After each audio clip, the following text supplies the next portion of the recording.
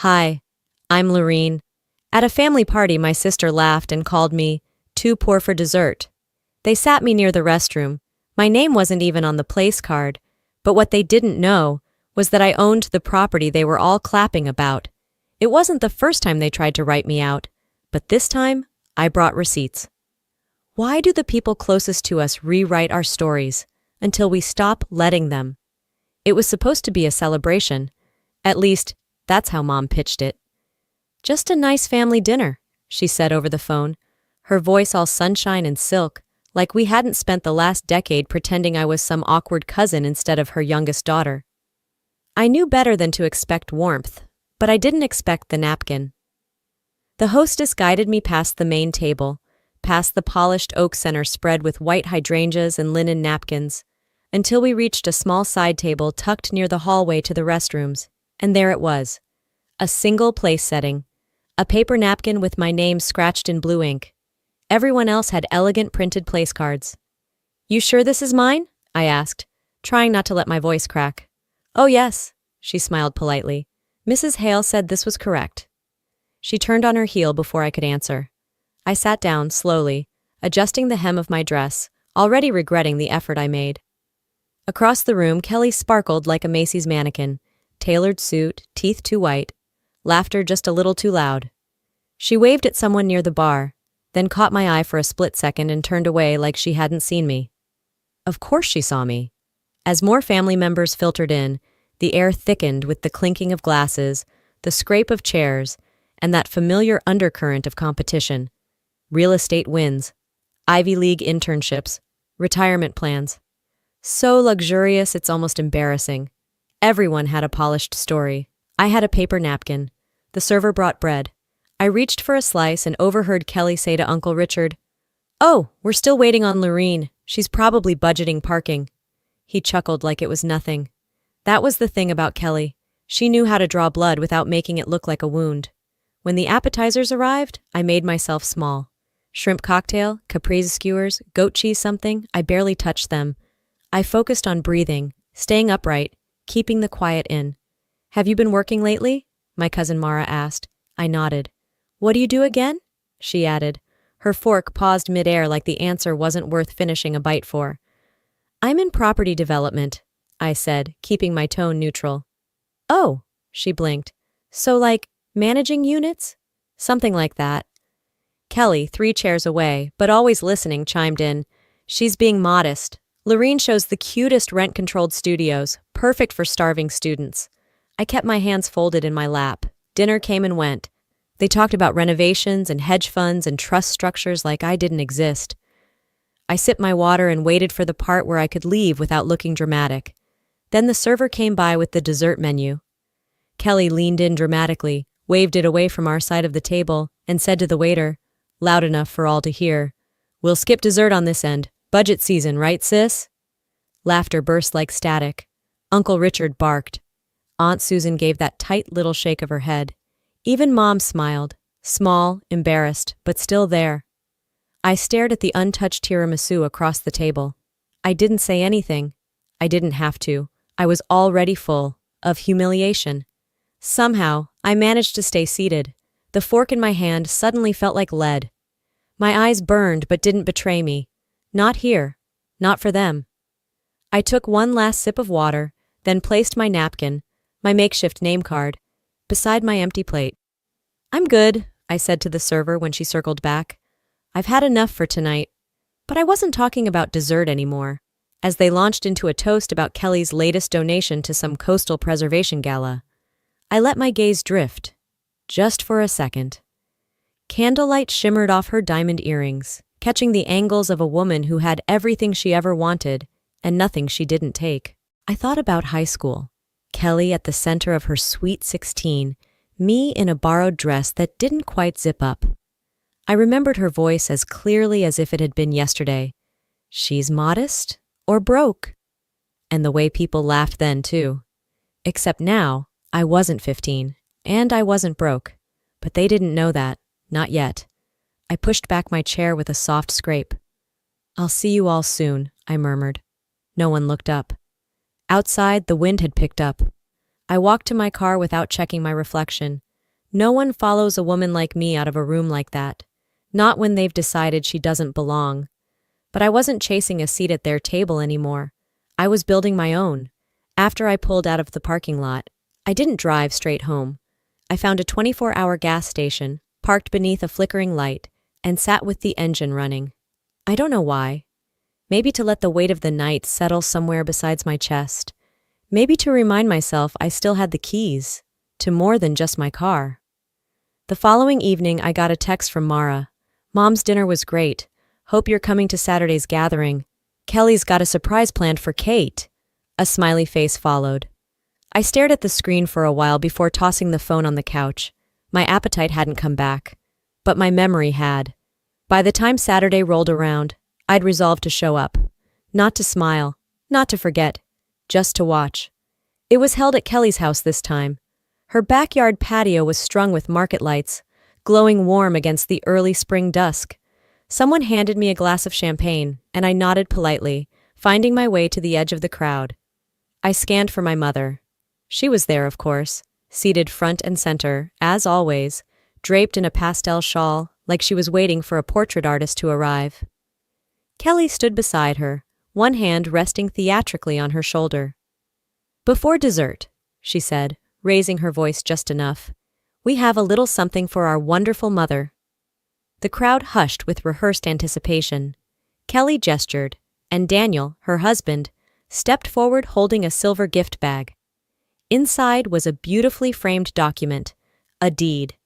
The deed to a slice of Oregon woodland near the coast, a patch of green my mother had visited every year since I was 10. She called it her retreat for the soul. Applause erupted. Someone said, "How thoughtful," and another followed.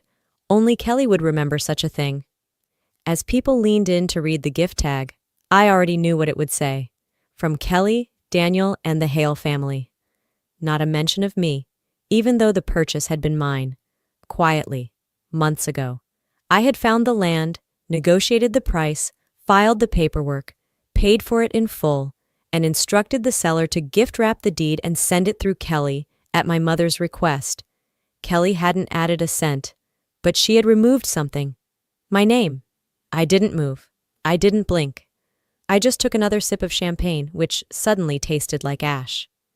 Later, as the guests moved toward the buffet, Kelly motioned me over to introduce me to a few of Daniel's relatives from Bend. "This is my baby sister, Lorene," she said with the same smile you'd give a stray cat before putting it back outside. "She's still figuring out her path, one of the freest spirits I know." They chuckled gently, like they were in on some private joke. An older woman said, "It's good to have a dreamer in every family. Keeps the rest of us grounded." I nodded. "Sure does." The laughter faded into background noise. No one asked me what I did. No one asked me anything at all. Conversations swirled around foundation endowments, a cousin's winery expansion, someone's vacation home in Big Sur. Every time I opened my mouth, someone else spoke louder. It wasn't personal. That was the problem. I was used to it. Being spoken over, being described instead of being heard. It didn't hurt like it used to. It burned differently now, like a match being held too long. I excused myself halfway through dessert and stepped inside the house. I needed a moment to breathe, to stop clenching my teeth. In the hallway, I passed a shelf filled with family photos. Every frame showcased Kelly, at her graduation, her wedding, next to our mother in matching blazers at some benefit gala. My face appeared twice, once as a toddler on a tricycle, once blurry in the background of a Thanksgiving shot from 10 years ago. A ghost in my own lineage. I didn't cry. I didn't rage. I didn't take the frame and smash it, though I thought about it. Instead, I went home. Back in my apartment, I kicked off my shoes and sat at the dining table. I opened the locked drawer and pulled out the manila folder labeled Pine Hollow Transfer of Ownership. My signature was crisp. My account number was clear. The final payment receipt, stapled neatly behind the deed, bore the date and wire ID. My initials were in the bottom corner. My name was there when it mattered, I whispered. They just didn't want it seen. I turned on the lamp, adjusted the angle of the chair, and began to highlight dates. I opened my laptop, scanned copies into a backup folder, and labeled each document precisely. This wasn't about revenge. Not yet. It was about keeping the record straight. Because stories, once told often enough without interruption, become truth. And I wasn't about to let them write mine out again. I didn't call anyone that night, didn't post a cryptic quote on social media. I simply worked, quietly, methodically, like a woman planting seeds. Let them toast to themselves, let them erase me from gift tags and table seats. They had no idea what I was preserving. Morning came slow, gray, and damp like most mornings in Portland. I stood at my kitchen counter, stirring instant oatmeal, staring through the steam at the blinking cursor on my laptop. Beside it, the folder lay open where I'd left it the night before. Highlighted lines, marked pages, a story no one knew but everyone had benefited from. As the oatmeal thickened, I pulled out an old shoebox from the hall closet. One that still had tape from 3 moves ago. It held old photos, scribbled notes from college, and a few folded pieces of paper I hadn't touched in years. At the bottom was what I was looking for. A copy of the graduation speech I'd written when I was 21. I had been selected as the student speaker, something only 2 people in our department ever remembered each year. My professors were thrilled. I was proud. But I never gave that speech. The same week, Kelly announced her engagement. My mother called me the night before the ceremony. "You're going to talk about your life, your goals, all those things you've worked for, and I'm proud of you, baby. But this weekend is about your sister. She's waited so long for this moment. Don't take the light off her." I hadn't even fought it. I told the dean I was sick. Sat in the audience in a dull blue dress while someone else read their mediocre essay about campus nostalgia. My mother had applauded, loudly. And Kelly, she'd kissed her fiancé and said, "See? Everything works out when we support each other." The oatmeal was cold by then. I dropped the spoon in the sink and went to my desk. I opened the document labeled Woodland Deed Timeline and began typing. Monday, site scouting. Wednesday, broker contact, price negotiation. Following week, full payment wire, filed under my name, gifted through Kelly, per request. Each line was simple, just facts. But with each one, the tightness in my chest loosened a notch. Around 11 a.m., my phone rang. I didn't check the screen. Only one person still called without texting first. "Hey, sweet pea," my mother chirped when I answered. "Hi," I said, not bothering to sit. "Kelly told me you were at the dinner. I'm glad. It meant so much to her. And to me." I said nothing. "She's getting a lot of press for that Woodland thing. Isn't it amazing what she's doing for the environment? And for my birthday, no less." I could practically hear the pearls clinking against her neck when she laughed. It wasn't a harsh sound. My mother's voice never was. That's what made it so effective. "You know how she gets, Lorene," she added lightly. "Don't stir things. You've always been stronger." There was a long pause. "She didn't mean anything by forgetting your name. Let her have her moment, okay? Don't hurt your sister." My fingers were tight around the phone. I had to remind myself to breathe through my nose. "She erased me, Mom," I said slowly. "That wasn't an accident." A small sigh. "You girls are both so different, and you've always had such strong feelings. But this is her path, her light. There's no need to make it about you." She didn't say it cruelly. That was the worst part. After we hung up, I sat by the window, letting the light fall in patches across the floor. I remembered other conversations just like that one. Quiet dismissals, gentle redirects. The unspoken rule, don't speak louder than Kelly's presence. I stood and went to the bathroom, faced the mirror. My reflection looked back with no expression, but my eyes were alive, sharp, tired, but awake in a way they hadn't been in years. I picked up my notebook and began a new page. Charity Gala, 2018. My presentation pitch, rejected. Kelly used the phrase word for word in her speech 3 weeks later. Grant for Small Businesses, 2019. My draft emailed to Mom. Kelly announced her plan at family brunch the following Sunday. I didn't need to yell. I needed to write. In the quiet, I heard my own voice for the first time, not trembling, not seeking approval, just mine. That night I found myself thinking about the last time I had tried to assert something, anything. It had been 5 years ago, at a charity dinner. I had offered to speak for a minute about our local food pantry. Kelly had been there too, in a red satin dress, talking to a board member about her new boutique opening. The host handed me the mic. I barely got 3 sentences out before Kelly waved over the same board member and started talking about a donation. I paused, waited. She didn't stop. And under the table, my mother's hand squeezed mine. Not for comfort, but as a signal. Stop. This isn't your moment. So I stopped. I handed the mic back, smiled like a good daughter should, but I never spoke again at any family gathering, until now. This time I wasn't going to whisper politely while being erased.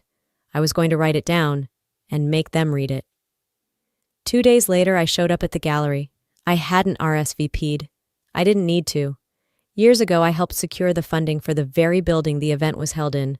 Quietly, without a speech or plaque. The architect knew, the city knew. But my name never made it to the donor wall.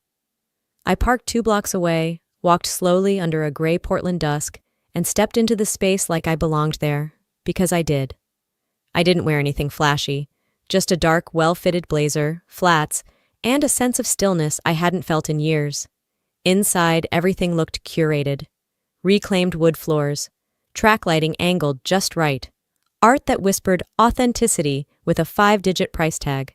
And in the center of it all, Kelly, laughing, glowing, floating between clusters of donors and local influencers, like she owned the air they breathed. I was sipping from a glass of water near the back wall, watching a guest examine a series of abstract pieces, when I heard a low voice beside me. "You're Lorene, right?" I turned. The man was in his 70s, sharp navy suit, eyes like someone who'd signed more checks than contracts. His name tag read, Alvin Graves. "I thought so," he nodded. "You're the one who actually backed the Alder project, that little infill development on Glisson?" I blinked. "Excuse me?" He chuckled, not unkindly. "Kelly always talks like it was her baby, but I pulled public records. It's your signature on every equity document. Quiet money, but real money." He clinked his glass against mine gently. "Smart play, by the way. That corner's going to triple in value by 2026. He moved on before I could respond. I stood still. All I could hear was the hum of distant laughter and my pulse in my ears. Someone had seen it, seen me, without me having to scream, or prove, or beg. That moment alone would have been enough. But the universe, or something crueler, wasn't done. Near the bar, I was reaching for a napkin when a woman in a satin blouse and high-heeled boots turned toward me. "So what do you even do, Lorene?" she asked, casual as if we were comparing appetizers. "I mean, you always seem adjacent to things, like around, but not really in it." I looked at her. She wasn't being vicious, just honest, or maybe parroting what she'd been told. I smiled, not because it was funny, but because it was familiar. And then Kelly appeared at her side, draped in soft beige and gold. Not once did her eyes meet mine. She looked right through me and said to the woman, "Oh, Lorene's a free spirit. She does all kinds of behind-the-scenes stuff. She's great at supporting." I held the napkin a beat longer than necessary. "Right," the woman nodded, sipping her drink. "That makes sense?" No one asked another question. Later, after people began heading to valet or calling Ubers, I walked out the side door and circled around the building. I didn't want to be seen leaving beside Kelly. I wasn't part of her act. By the time I got home, I was out of breath, but not from walking. I turned on my desk lamp, pulled out my laptop, and logged into the private server where I stored everything, Westwind Assets, a system I built from scratch, without anyone's help or knowledge. I ran my own audits, tracked my own property trails. And just like Alvin had said, Kelly's charities were nothing more than branded facades. Legally, the LLCs belonged to her, but the capital came from my accounts, silent investments, strategic partnerships where she was the face, and I was the risk. I printed 5 pages and laid them out on the dining table like puzzle pieces. Ashcroft Commons, Harborview Green, Alder Project. Each had one common note: initial funding by L.T. Morgan. My name, my money. She'd taken the credit and left me the liability. I didn't cry. I didn't throw anything. I just filed every document into a binder marked, "if needed." Let them keep talking. They didn't know the storm was already named. I was just waiting for the wind to shift. I turned off the lamp and walked into the kitchen for a glass of water. From the window, I could still see the glow of the city, the gallery a faint blur in the distance. I'd been erased in plain sight, but strangers were now whispering the truth that my own family had buried for years. And those whispers? They were louder than any speech I never gave. I was heading for the door to get ready for bed when my phone buzzed. A text. From Kelly. Don't get dramatic. Tonight wasn't about you. Try not to repeat history. No greeting, no punctuation. I stared at it for a long moment, and then, as if I were watching a rerun of a very tired show, I remembered the last time she'd used that phrase. I'd brought a guest to a family barbecue, someone I'd been quietly seeing. Kelly had pulled me aside and hissed, "Don't make this a thing. Don't get dramatic." I had laughed it off back then. Now I typed back, "You're right. Tonight wasn't about me, but the next one will be." I didn't wait for a reply. And when I heard her heels later at the valet line, yes, we parked at the same gallery deck, I didn't step aside. She walked past me without pause, then hesitated, turned her head slightly. "Try not to make this a habit, Lorene. You've done enough of that in the past." Her tone was airy, practiced, meant to sting without leaving a visible mark. I didn't flinch, just looked at her and smiled, the kind that doesn't move past the mouth. "I'm just getting started." She walked off. But this time, the silence I held wasn't surrender. It was preparation. The drive home was silent, except for the click of my turn signals. Portland's streets were mostly empty at that hour, and so was I, on the surface. But something had shifted. My thoughts were sharper now, not spinning, focused. Back in my apartment, I kicked off my shoes, poured myself half a glass of wine, and turned on the desk lamp. I pulled out the binder I'd started earlier that week and added a fresh tab, reassignments. It only took 15 minutes to find what I needed. A scanned PDF, property transfer, 6 months old, tied to a mixed-use lot I had personally funded and registered under the Morgan family's development fund, a line item in the shared holdings, or so I'd been told. But the name on the latest deed? West Bay Properties LLC, managed by Kelly Morgan. No notice, no consent form, and certainly no vote. I double-checked the original agreement from 3 years back. My name was listed as co-founding trustee. Kate's signature was there too, albeit shakier than I remembered. I zoomed in, comparing strokes. The new document showed a nearly identical signature, but the formation date was off by a week, and the notary seal looked digitally pasted. There it was. Either my mother had signed something without understanding it, or Kelly had helped herself to something that didn't belong to her. Again. I leaned back in my chair, closed the laptop, and stared at the ceiling. The numbers didn't lie. They never did. They didn't care about feelings or family brunches or not making things a scene. They just told the truth. I folded the 2 documents and slid them into a plain manila envelope. Not to mail, just to hold. Sometimes evidence needs to breathe a little before it speaks. 2 days later, I showed up to brunch at Kate's house. Not because I wanted to, but because I needed to. The garden looked the same. Perfectly trimmed roses, stone pathway curved like an apology no one ever says aloud. Kelly was already there, in pastel and pearls, pouring mimosas like she ran the place. I walked over to her while she was alone near the peonies. "Got a minute?" I asked. She turned, that polite civil smile already forming. "Of course." I handed her the envelope. She didn't open it. "That's the original ownership doc from the Fremont lot," I said, voice steady. "And the reassignment paperwork you filed 6 months ago." Still no reaction. "I just want to be clear," I continued. "Either you forged Mom's signature, or she signed something she didn't understand. I'm not accusing. I'm pointing out that one of those things happened." Kelly blinked slowly. "Are we really doing this? Here?" "No, you did this. I'm just choosing not to let it rot in silence." She looked away for a second too long, then back. "You always think people are trying to hurt you." I didn't rise to it. "If this isn't reversed by next Friday, I won't be quiet next time. I'll bring the file where it belongs." "Where's that?" she asked, suddenly more clipped. "The county office," I said. "Or the press. Depends who answers first." I didn't wait for her to respond. I turned and walked back to the table, smiled at Aunt Doreen, and passed the fruit platter like nothing had happened. That evening, back home again, I went deeper. Old tax documents, archived emails, the family trust files I hadn't touched in years. And there it was.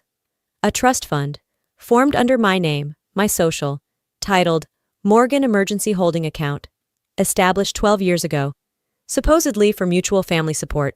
The only deposits came from me. The only withdrawals? Kelly. For startup development, travel consulting, health investment, cute labels for what were essentially lifestyle upgrades. I wasn't just being excluded, I'd been financing the exclusion. I closed every account tied to the trust. The next morning I sent one email. Just one, no lengthy intro, just a subject line, correction or disclosure. The attachment was a spreadsheet, clean, simple, color-coded, one tab, line 14, column D, projected legal exposure, misappropriation of family-held funds. Kelly didn't reply. Kate didn't either. But I didn't need them to. I wasn't trying to win their approval anymore.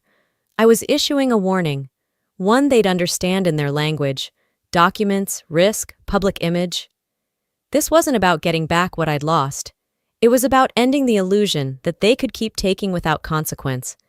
If they still thought I wouldn't go public, they misunderstood the version of me that walked out of their garden. By midweek, I had gone 3 days without a response. No calls, no emails. Not from Kelly, not from Kate. Silence. The same old strategy. They'd use it like a shield and hope I got tired of shouting into the void. But that morning, while folding laundry with the TV humming in the background, a familiar name pulled me toward the screen. Up next, the anchor smiled, how one Portland entrepreneur is reviving neglected neighborhoods and community spirits with pastries and purpose. I stopped mid-fold, and there she was, Kelly, standing in a bright apron beside a community center kitchen counter, handing out neat rows of baked goods to smiling kids. My strawberry tarragon scones lined the trays, cut precisely in the same shape I always used, a design I had tested, perfected, and shared only in one place, my home kitchen. The segment zoomed in as she placed the last scone into a paper box. Kelly Hale, founder and project lead, the voiceover announced. The banner below read, Reviving Portland, one pastry at a time. Not a word about me. I didn't need to hear the rest. I muted the television. Instead of yelling or texting or marching down to the station, I logged in. I had kept my firm's social presence minimal on purpose. West Wind Properties wasn't designed to shout. It was structured to build. But now it was time to raise its voice, not in anger, in facts. The post I drafted was simple. 3 clean slides. Slide 1, a scanned property title, my name bolded, Kelly's absent. Slide 2, the original community redevelopment plan, with my signature at the bottom.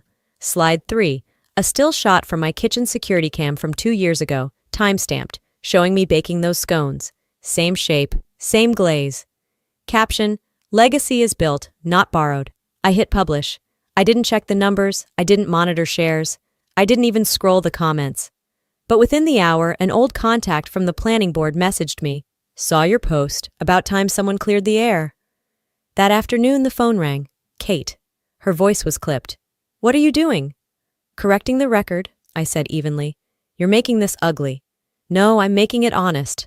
There was a pause, too long to be accidental. You know how these things work, Lorene. People start digging, and you don't come out clean either. That made me laugh. I didn't spend 10 years hiding my fingerprints from what I built. She did. You'll ruin everything. Everything I didn't build? Let it burn. I ended the call. Later that evening, I drove to a strip mall on the east side. Most people would pass it without a second glance. A laundry shop, a tax office, a nail salon. But tucked in the corner was a tiny storefront with windows still taped from when I first leased it years ago for a pop-up event. It had been the first place I tested my pastries for community distribution. I'd let it go dormant. Until now. I reopened it for one day only. A charity bake sale. Everything priced at whatever people could afford. Proceeds to go directly to a tenant protection fund Kelly once bragged about spearheading. There were no fancy banners, no PR agents, no mimosas, just folding tables, handwritten signs, and the smell of real vanilla and brown butter. The first hour was quiet. Then a few faces trickled in, then more. Near closing, a little girl stood at the counter holding a scone with both hands. These taste like the ones on TV, she said. I smiled. They are, I told her. You just never saw who baked them. A soft round of claps rose from behind her. A few customers nodded. One man slipped a 20 into the donation jar without taking change. It wasn't a crowd, but it was a beginning. And as I locked up, my phone buzzed again. 2 notifications. 1. A repost of my original slides by a local nonprofit, tagging both my firm and Kelly's handle. 2. A message from one of Kelly's key donors. Would love to meet the actual developer behind Ashcroft. Let's talk. They pretended I didn't exist, but now their donors were asking who really did the work. By the following afternoon, the message from Kelly's donor was still sitting unread in my inbox, flagged but unopened. I didn't need to rush. Timing, I'd learned, was everything. That evening, as Portland's skies shifted from gold to pewter, another envelope arrived. Hand-delivered, no return address. Just my name on heavy cream cardstock. The kind Kelly liked to use when she wanted to appear more polished than she actually was. Inside, an invitation to the Ashcroft renewal ribbon-cutting ceremony. Officially, I wasn't listed as part of the program. Unofficially, they'd already lost control of the guest list. The event was set up in front of one of the newly painted community centers, the same one Kelly had walked through on TV. The sidewalk had been swept, flowers freshly planted. Rows of chairs faced a small stage with a podium and banner, building Portland together. I arrived 10 minutes before it began, dressed in dark gray slacks, a tucked-in blouse, no jewelry. Not because I wanted to blend in, but because I didn't need a spotlight to be seen anymore. Kelly took the stage in a pearl-colored suit, her makeup flawless, her smile tighter than usual. Flashbulbs popped, donors leaned forward, local council members clapped as she began. "This project is more than redevelopment," she said smoothly. "It's about lifting up areas long overlooked. You can't leave families stuck in places like Alder Street." A few heads turned. A few more chuckled politely. I didn't. Alder Street, where I lived, where I invested, where I had built something when no one else would. Kelly's words weren't random. They were surgical. She wanted the audience to hear low income and think not me. I didn't flinch. But the woman next to me, a staffer from the city housing department, raised an eyebrow. 2 minutes later, a man in a navy vest from a local nonprofit leaned across the back row and whispered to a reporter, handing him a single page. The journalist scanned it, then did a double take. The paper showed the primary equity breakdown for Ashcroft Renewal. Line 1, West Pine Holdings, 76%. Line 2, LLC owner, L. Hale. No mention of Kelly anywhere in the legal filings. The reporter leaned toward his cameraman, who began adjusting his angle. Kelly continued, unaware. "We were inspired to create a model that not only renovates, but preserves community identity. Because home isn't just a place, it's people." As she wrapped up, the applause sounded slightly offbeat. The claps weren't synchronized. Something had shifted. "Kelly," the reporter called from stage left, "can you clarify the role of West Pine Holdings in this project?" Her jaw moved, but only her bottom lip twitched. "We've always collaborated with firms aligned in values," she said, blinking twice too quickly. "Was your sister one of them?" Kelly's head tilted, just barely. Her voice came out warm, practiced. "She's always been supportive in her own way. I didn't walk toward the stage. I walked toward the man from the nonprofit. We shook hands. "Would you be willing to answer a few questions?" he asked quietly. I nodded. "Let's step out of the noise."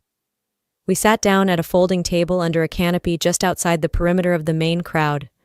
A small community blog had sent a contributor. Young, serious, wearing a press badge made on a home printer. I didn't grandstand. I didn't vent. I walked him through the timeline, the filings, the development phases, the partnerships that never got named. I showed copies of permits, my permits. I let him record me saying clearly, I didn't need to be the face, I just wanted to protect the foundation. When he asked if I felt betrayed, I said, I used to think truth would rise on its own, but sometimes you have to put it on paper and hand it to someone. As we wrapped up, the city housing staffer who had sat next to me earlier approached. "Smart play," she said. "What do you mean?" "Letting her say it first," she replied. "People don't forget who tried to own something that wasn't theirs." By the time I got home, the article had already been posted. Headline: Meet the quiet developer behind Portland's most talked about renewal project. I didn't share it. I didn't need to. Others did. Dozens of reposts. Comments from people I hadn't heard from in years. She's the one who helped my aunt stay in her apartment. I knew it. I saw her working with the survey crew last spring. She doesn't brag. She builds. None of them said my name out loud, but they didn't have to. Kelly wanted the spotlight, but she forgot that the foundation carries the weight. And I built it. I didn't reply to the article. I didn't need to. That night, the repost spoke louder than any caption could, and when the third invitation came, this time from the Ashcroft Renewal Advisory Committee, it wasn't dressed in gold foil edges or followed by polite, "Hope to see you" texts from Kelly. It came through a secure email from the committee's office. Subject line: Agenda Item 3C, Contributor Clarification. Attached was a scanned seating chart for a boardroom downtown. Not a party, not a celebration, a reckoning. I arrived just after 9 a.m. The building's glass facade glared back at me, tall and clinical. Inside, I was directed to the 14th floor, where a long rectangular table faced a projection screen and a tray of untouched pastries. Kelly was already seated at one end, flanked by 2 donors and a PR rep. Kate sat farther down, in a navy blouse I remembered from a fundraiser 5 years ago, the one she'd asked me not to attend. No one stood when I entered. I didn't expect them to. I nodded once and took the open seat directly across from Kelly. I placed a single leather folder on the table. Then I waited. The chairwoman cleared her throat. We'd like to open this meeting by reviewing the authorship of a recent publication tied to the Ashcroft renewal. Kelly folded her hands. I believe this is just a misunderstanding, she began. I slid the first document out, quietly, no grand gesture, no voice raised. I believe you'll find the misunderstanding was printed in Portland Weekly, under the byline Kelly Hale. The article? Word for word from a draft I submitted to a grant proposal archive 3 years ago. I passed around both papers, one stamped with the Library of Congress copyright filing. The other? A copy of the glossy feature with Kelly's smile taking up the top right corner. The room fell into a stuttered silence. One of the board members coughed into his fist. A legal aide adjusted her glasses. Kelly opened her mouth. I didn't wait. This wasn't about inspiration, I said, calm and precise. It was theft, of authorship, of narrative, of identity. Kate finally spoke softly. Lorene, maybe this isn't the... This is exactly the place, I said, turning toward her. Because every other place, every other table, you've told me it wasn't. My voice didn't rise. If anything, it lowered. I'm not angry she wanted to write something. I'm angry she keeps rewriting who I am. The PR rep whispered something into a phone. I gave them 10 seconds. Then I opened the final flap of the folder and pulled out a contract, not a summary. The actual binding document from the redevelopment purchase, land title, banking logs, wire transfers, LLC filings, all tied to me. I placed it at the center of the table. This, I said, isn't a request for credit. It's a return to accuracy. Kelly shifted back, face unreadable. Kate stared at the folder but didn't touch it. One of the younger donors leaned forward. Is this the same property highlighted in our annual report? I nodded. Yes, the numbers check out. I suggest your legal team confirm what your PR team didn't. Another voice piped in from the side of the room.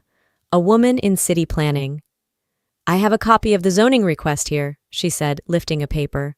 L. Hale, March 2020. Someone whispered, oh my God. I didn't flinch. Kelly tried again. This wasn't about stealing. We've always shared. Family projects overlap. Then why was I never included in the credits? I asked.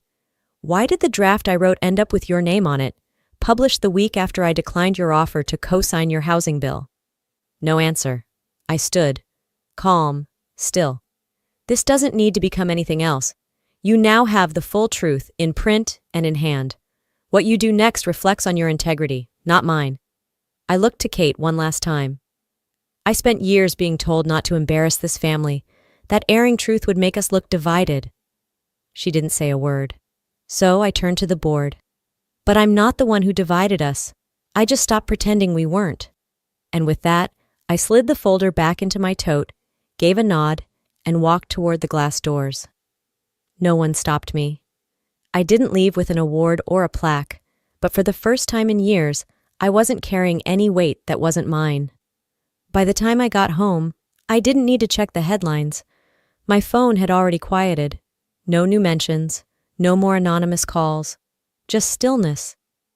The week that followed unfolded in near silence. Not the kind used to shame, but the kind that settles over a room once the shouting's done. Kelly hadn't posted since the meeting. Her usual cascade of filtered brunch photos and carefully curated charity smiles went dark. Sponsors began peeling away, one after the other.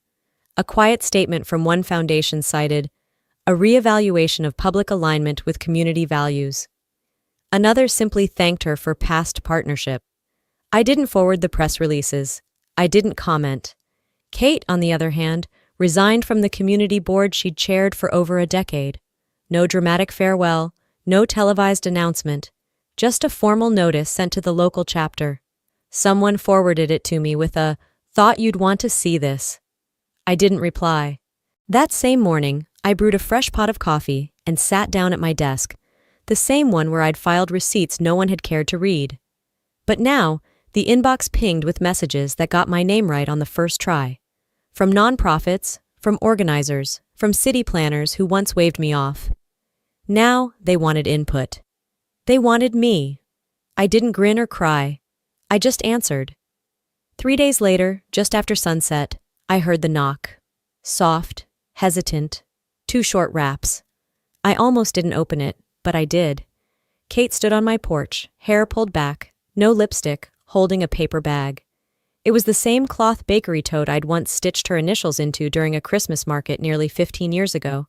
I'd forgotten she even kept it. "I didn't plan what to say," she murmured. "Then don't," I said, stepping aside. "Just come in." We didn't hug. I didn't offer coffee. She didn't ask.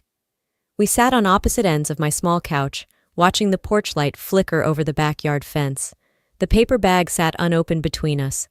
The smell of cinnamon and clove leaked from the top. 10 minutes passed, then 15. When she finally looked at me, it wasn't with tears, just something closer to recognition. "You've always been steadier than I gave you credit for," she said. I nodded. "You never had to say it." She nodded back. That was it. No apology, no makeup dinner, but she came. And for someone like Kate, that meant something. A few weeks later, I hosted a gathering. Not at a gallery or garden, just in the alley behind the Alder Street complex. There were folding chairs, 2 space heaters, a pot of hot cocoa bubbling on a camp stove. Kids from the building ran around with paper cups of cider. Someone brought tamales wrapped in foil. Someone else, a Bluetooth speaker playing old soul tracks low enough that conversation still reigned. It wasn't fancy, but it was full. Midway through the evening, a little girl tugged my sleeve. "Is this your house?" she asked, eyes wide. I crouched beside her. "No," I said, smiling. "It's all of ours. I just helped hold the door open." She looked at me for a beat, then ran back toward her friends. No fanfare, just acceptance. Later, I walked up to the top floor of the building, the floor that used to have my name on its lease under a shell LLC no one could trace. From that height, I could see the courtyard, the street, the pop-up tables lit by soft yellow bulbs. It was quiet and full. Back in my office, I opened a blank document. Not a speech, not a press kit, a blueprint, a new community fund, this time for women like Miss Daniels in Unit 2B, who'd worked double shifts after her husband got sick. For moms like Kira who needed childcare vouchers to finish night school. For the girl who asked if I owned the building but didn't need to know the answer. I typed the name of the initiative. Then for the first time I typed my own at the bottom. Lorene Hale. Not bolded, not underlined, just present. For once, that was enough. I didn't build it for revenge. I built it so no one would have to fight for a seat ever again. Sometimes the loudest victories don't come with applause. They come in the form of silence, finally free of pretending, of shrinking, of asking permission to exist in spaces we already earned. If there's one thing I've learned through this journey, it's that legacy isn't about recognition. It's about resilience. It's about choosing to tell your story before someone else writes you out of it. So if you've ever been underestimated, overlooked, told to keep the peace, while others took credit for your work, know this: your quiet strength holds more power than their noise ever will. And you don't need permission to own your truth. Now, I'd love to hear from you. Have you ever had to reclaim your own story or support someone who did? Let's start a conversation in the comments. Type 1 if this story resonated with you, or just tell me where you're watching from. And hey, if this story didn't speak to you, I'd still love to know why. Your thoughts matter. If you're still here with me, thank you. And if you want more stories like this, real, raw, and deeply human, make sure to subscribe to this channel so you don't miss what's next. We're just getting started.